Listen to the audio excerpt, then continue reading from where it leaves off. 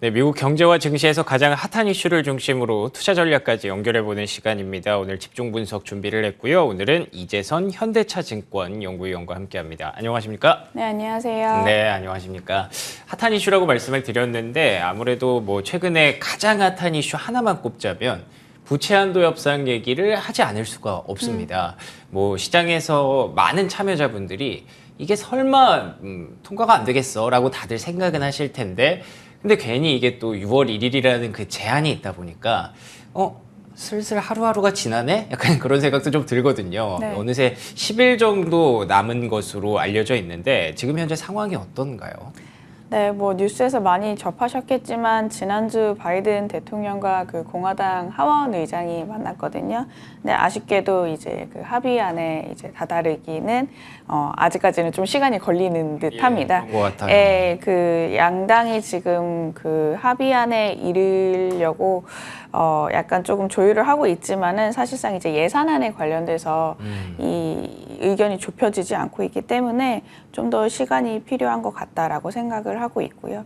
시장에서 반영하는 것도 이제 아직까지는 부채 한도 이슈가 여전히 조금 상단을 제한을 할 것 같다라고 좀 반영을 하고 있는 것 같아요.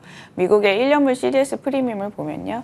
저희가 이제 최고치를 한 160bp까지 이제 상승하는 걸 지난주에 봤었는데 아직까지 추세적으로 꺾이지 않고 있습니다. 한 150bp대에서 횡보를 하고 있는 상황이고요. 그렇기 때문에 이제 부채 한도 이슈가 계속해서 좀 시장의 상단을 좀 제약할 가능성이 한동안은 이제 높다라고 생각이 들고 있고요. 다만 이게 장기화될 가능성은 그렇게까지는 크지만은 않을 것 같아요. 뭐 아시다시피 사실 부채 한도 이슈가 매번마다 이제 좀 발생하는 일이고요. 저희가 이제 이게 사실 정부 셧다운까지 일어났던 적이 몇 번 사례가 있었지만요. 네네. 저희가 디폴트까지 갔던 적은 한 번도 없었습니다. 그렇기 때문에 주가 같은 경우를 보자면요. 정부 셧다운이 이제 가중되는 지금 현 시점이라고 할 수 있는데 그 불안감을 반영해서 일단 기간 조정을 이제 겪고요. 오히려 이제 정부 셧다운 기간에는 그 기간 조정을 겪었던 주가 낙폭을 대부분 회복을 하게 됩니다. 아무래도 이제 셧다운이 이제 발생이 된다라고 했을 때는 저희가 이제는 그 다음 단계가 디폴트이기 때문에 그쵸. 이 전에 사실 양당이 그 부채 한도 증액에 대해서 이제 타결을 이제 최종적으로 마무리 지을 거다라는 시장의 기대감이 이제 반영이 되는 대목이라고 할 수가 있겠고요. 예. 그렇기 때문에 이제 최악의 시나리오로는 저희가 이제 셧다운 가능성을 이제 염두를 안 할 수가 없는데 막상 셧다운이 되고 난 뒤에는 주가는 오히려 그 기간 조정을 겪었던 낙폭을 대부분 회복을 할 것 같아요. 가장 좀 최악의 시나리오 같은 경우를 보자면은 저희가 2011년에 이제 신용등급 강등을 겪었던 사례를 조금 꼽을 수가 있을 것 같은데요. 당시 주가 같은 경우는 사실 기간 조정이 꽤나 좀 길었습니다. 그랬군요. 예, 고점 대비해서 한 15% 주가가 낙폭을 이제 경험을 했고요. 이제 그 정도까지 이제 회복을 하는데 대략적으로 한 반년이 걸렸으니까 사실 이제 뭐 최악의 시나리오, 그러니까 그 신용등급 강등이라든지 그 셧다운이 장기화될 가능성 뭐 이런 것만 아니면은 이 부채 한도 이슈가 크게 이제 시장이 우려할 수 있는 좀 발목을 잡을 수 있는 대목은 장기적으로는 아닐 거다라고 생각을 하고 있습니다. 네, 맞습니다. 아마 다들 비슷하게 생각은 하고 계실 것 같은데 그래도 이게 뭐 여러 가지 시나리오와 대응 전략을 미리 준비하고 있어야 되는 게 투자자의 뭐 당연한 그런 이치니까요. 그렇기 때문에 여러 가지 가능성은 열어놔야 되기는 하겠습니다만 그래도 아직 시간이 남은 만큼 조금 더 기다리면 좋은 날이 오지 않을까라고 기대를 해봅니다. 그래서 이제는 뭐 이게 어떻게 보면 아직까지는 좀 소음이라고 봤을 때 본질적인 부분에 좀 집중을 해보려고 하는데요. 최근 들어서 이제 다시 한번 연준 위원들의 발언들이 계속 나오기 시작했습니다. 특히나 파월 의장이 최근에 6월에는 이제 동결 가능성을 얘기를 하면서 이에 대해서 동조하는 그런 위원들의 얘기들이 하나둘씩 나오고 있는데요. 6월 13일에서 14일이라서 아직 이것도 좀 시간은 좀 있습니다. 하지만 그래도 좀 예상을 해본다면 이번만큼은 동결을 하지 않을까 싶은데 어떻게 보십니까? 네, 지난주 금요일 날 파월이 한 컨퍼런스 회의에서 약간 그 동결 가능성을 굉장히 높게 사는 발언을 했었는데, 그쵸. 예. 네, 이 은행 그 대출 이슈가 사실 이제 3분기, 4분기 들어서는 본격적으로 조금 타이트해질 가능성이 높아요. 이게 어떻게 보자면은 금리 인상을 안 해도 네. 사실 신용대출이 이제 과거 대비해서 이제 줄어드는 구간에서는 금리 인상 효과를 나타나게 되거든요. 그렇군요. 네, 파월 의장 발언도 약간 이 같은 맥락이었습니다. 굳이 지금 금리 인상을 안 해도 사실 저희가 최근에 겪었던 은행 사태 이후로 은행들이 본격적으로 대출에 대해서 타이트한 그 태도를 지금 유지를 할 가능성이 높기 때문에 예, 하반기 예. 때는 오히려 지금 금리 인상 수준이 금리 레벨 수준이 충분히 제약적인 상황이다라고 조금 언급을 했고요. 같은 날에 이제 또 다른 총재위원 발언도 좀 유사하게 약간 해석이 됐었습니다. 저희가 이제 1분기 때 이제 PC 물가가 대략적으로 한 4.5%였는데 네네. 1분기 때 이제 중립금리가 사실 0.5% 내외 수준이었다라고 진단했거든요. 그게 이제 두 가지를 이제 합산을 하게 되면은 결과적으로 명목금리의 적절한 수준이 이제 산출이 되는데 이게 5.0% 내외 수준인 거잖아요. 그러니까 지금 현재 금리 레벨이 충분히 저희가 제약적이다라고 또 이제 평가를 해주신 부분이 있었고요. 그렇기 때문에 그 이후에 시장이 예상하는 6월달에 FMC 금리 동결 가능성이 지금 한 80%까지 올라가 있습니다. 예. 그래서 제 생각에는 6월달 FMC 회의 때는 이제 동결 가능성이 점차 높아질 거는 같고요. 그래서 그 전에 뭐 CP라든지 PC 물가지표 저희가 발표 예정이 되어 있지만 사실 시장에 미치는 영향력은 이제는 그렇게 크지만은 않을 것 같다라고 생각이 들고 있고 사실 뭐 3분기, 4분기에 들어서 인플레이션이 올라갈 수 있는 가능성보다는요. 오히려 이제 디스인플레이션 점진적으로 발생되는 구간이 이제 저희가 관찰될 가능성이 높기 때문에 그렇군요. 사실 이제 시장의 민감도는 물가에 대한 민감도보다는 오히려 이제 3, 4분기 때 이제 과거 이제 저희가 고금리 인상 그 구간에서 좀 겪었던 이제 금융 안정, 소위 말하는 경기 둔화가 얼마만큼 진행이 되고 그 폭이 얼마만큼 세지느냐에 따른 그런 민감도가 더 이제 높아질 가능성이 높다라고 볼 수가 있겠습니다. 알겠습니다. 3, 4분기로 갈수록 은행들이 조금 더 대출을 계속 지금 제한하는 구간에서 오히려 진짜로 금리 인상 효과가 계속 이어질 수 있기 때문에 추가 금리 인상이 굳이 필요하지 않다라는 입장으로 정리가 되고 있는 것 같습니다. 그러면 뭐 한 가지 추가 질문을 좀 드리면 부채 한도 협상 잘 마무리되고 금리 동결까지 갔을 경우에 이게 어떻게 보면 시장이 원하는 6월의 베스트 시나리오잖아요. 이렇게 된다면 시장은 좀 계속 긍정적인 모습을 유지할까요? 아니면 혹은 이런 걱정하시는 분들도 있거든요. 괜히 세로 뉴스 뭐 이런 걱정하시는 분들도 있을 것 같아서.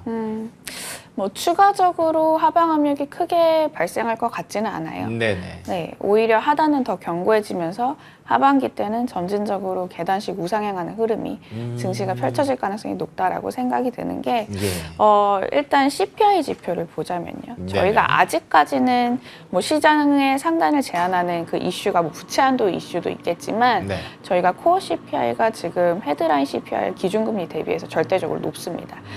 이제 직전 단계에서 이제 저희가 관찰되었던 코어 CPI 절대적인 수치가 대략적으로 한 5.5% 수준이고 지금 헤드라인이 4.9% 수준이니까 이 끈적한 물가의 절대적인 그 지수가 사실 지금 높은 구간이거든요. 예. 이게 사실 증시의 상단을 어느 정도 제약을 한다라고 보시면 될 것 같은데 저희가 만약에 6월달 FMC 회의 시나리오가 지금 같은 이제 시나리오로 흘러가게 된다라고 네네. 하고 이제 6월달 FMC 이후에 저희가 CPI가 이제 7월 달에 이제 6월 CPI가 발표가 되잖아요. 그렇죠. 그때 아마 코어 CPI가 제 생각에는 이제 헤드라인보다는 이제 그 본격적으로 꺾이는 구간이 발생할 가능성이 높다라고 생각을 하고 그렇군요. 있습니다. 왜냐라고 봤을 때 저희가 네. 주거비에 대한 기여도가 코어 CPI에서 40%가량을 차지를 하게 되는데요.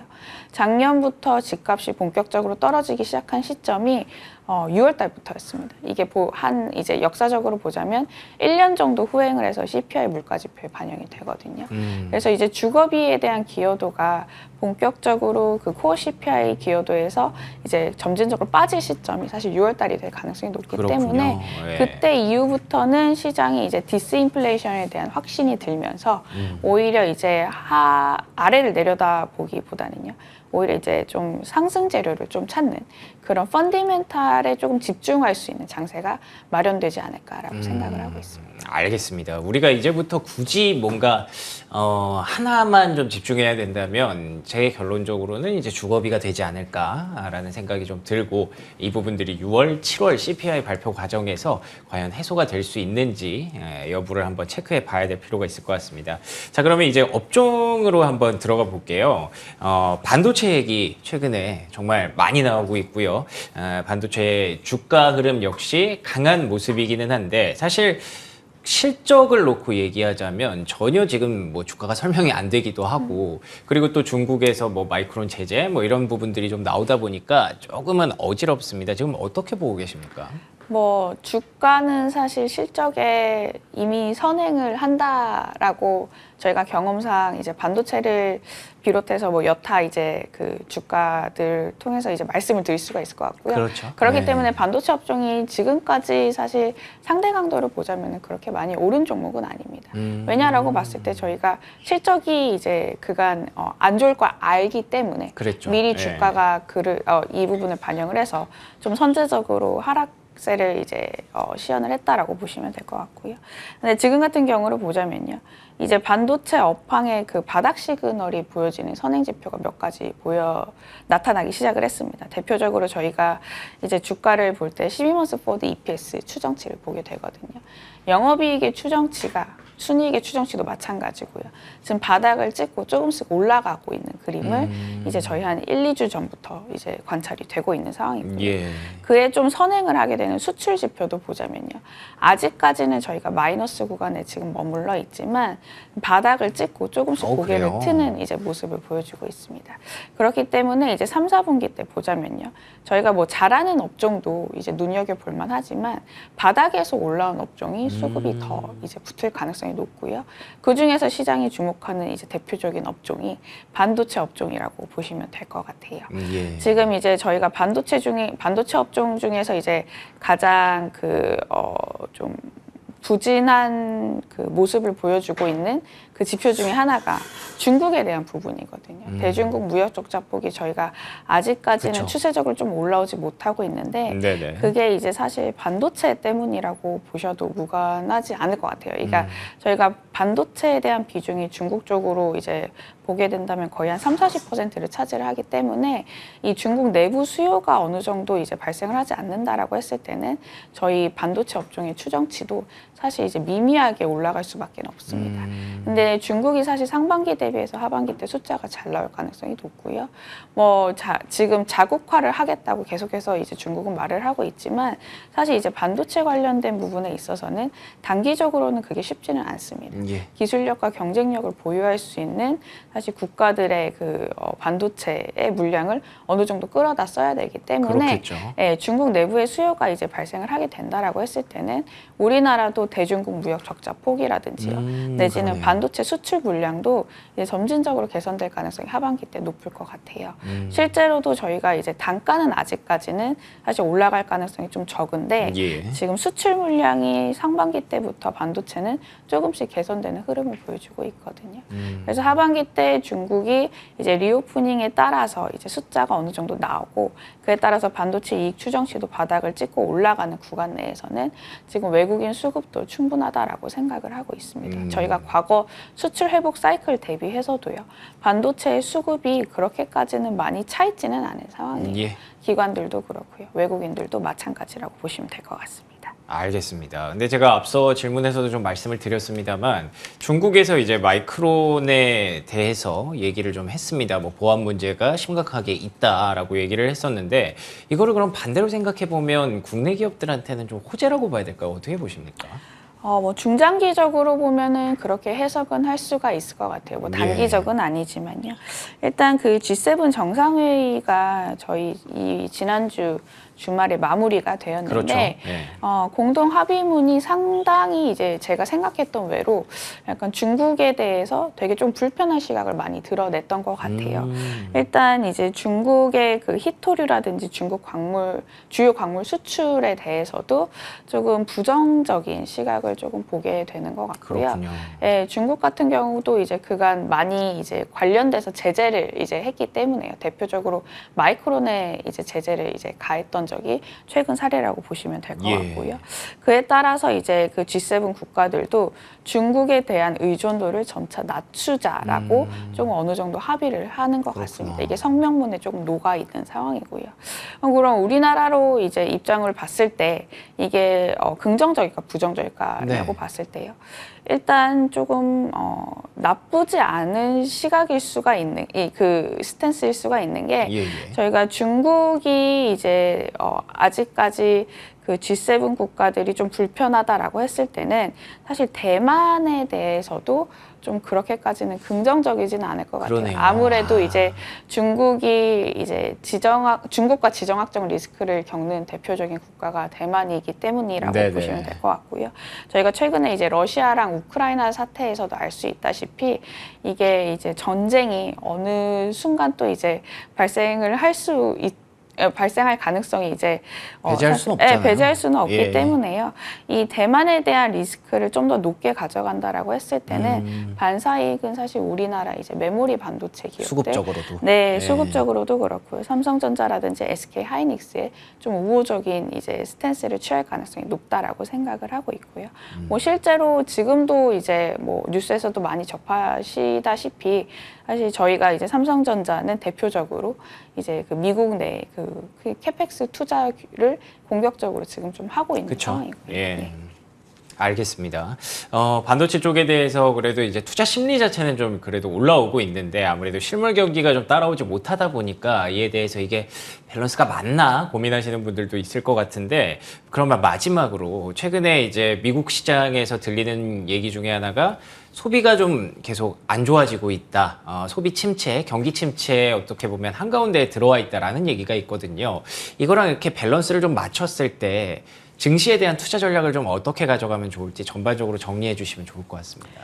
네, 일단 소비는 아직까지 시장이 견딜 만할 수 있는 정도다라고 조금 해석을 그렇군요. 할 수가 있을 것 같고요. 네. 뭐 하반기 때 소비가 둔화될 가능성은 높습니다. 다만 이제 저희가 주목하는 부분은 속도에 대한 부분이거든요. 소비가 급격하게 위축이 된다라고 했을 때는 이게 결국에는 고용 지표 악화로도 이어지기 때문에 그러네요. 시장에는 부정적일 가능성이 높은데 다행히 저희가 임금 상승률이 이제 둔화되는 속도가요. 예. 아직까지 물가 상승률 대비해서 조금 낮습니다. 그러니까 즉 말해서 실질 이제 체감을 하는 소득 수준은 네. 아직까지는 이 고금리를 견딜 정도로 이제 버틸만은 하다라고 그렇군요. 조금 해석을 할 수가 있을 거는 같고요. 그렇기 때문에 이제 소비와 고용의 연착륙이 가능하다라는 시나리오 전제하에서는 증시는 오히려 이제 하반기 때는 이제 펀디멘탈에 집중할 수 있는 모멘텀을 더욱더 이제 가질 거다라고 생각을 하고 있고요. 예. 다만 우리나라 입장에서 보자면은 저희가 코스피는 결정적으로 상관 개수가 높은 게 아무래도 수출 증가율이라고 보시면 될 것 같아요. 4월달, 5월달로 들어서 저희가 상당히 좀 제한되는 부분도 뭐 여러 가지 이슈가 있겠지만 결과적으로 수출 증가율이 아직까지는 추세적으로 올라오지 못하고 있기 때문이라고 예. 저는 해석을 할 것 같거든요. 그렇기 때문에 이제 6월달 이제 놓고 보자면은 저희가 6월 초에 발표되는 5월달 수출의 그 하락폭이 얼마만큼 이제 4월 대비해서 조금 올라오느냐가 관건일 것 같아요. 네, 그렇게 이제 생각을 하게 된다라고 했을 때는 5월달 수출에 있어서의 그 수출 증가율과 또 이제 세부 품목인 반도체 그 업황 내지 이제 저희가 지금까지 잘하고 있는 자동차라든지 2차 전지의 그 수출액 규모 이런 부분을 조금 감안을 해서 6월달에 전략을 수립을 해야 될 것 같습니다. 알겠습니다. 최근에 반도체 주가가 좀 올라오는 과정에서도 말씀해 주신 것처럼 수출 지표 안에서 반도체가 좀 바닥을 찍고 턴하는 시그널도 있었기 때문이라고 봐야 되거든요. 그렇기 때문에 아직까지 완벽하게 개선되지는 않겠지만 그래도 조금씩 나아지는 모습들을 보여줬을 때 랠리가 조금 더 이어지지 않을까라고 보고 있습니다. 하반기에는 좀 긍정적일 것으로 기대는 합니다만 변수는 꾸준히 좀 체크를 해봐야겠죠. 그 변수들이 등장할 때마다 계속해서 저희가 좀 특집 마련해서 얘기를 한번 나눠보도록 하겠습니다. 오늘은 이재선 현대차증권 연구위원과 얘기 나눠봤습니다. 오늘 좋은 말씀 고맙습니다. 네, 감사합니다.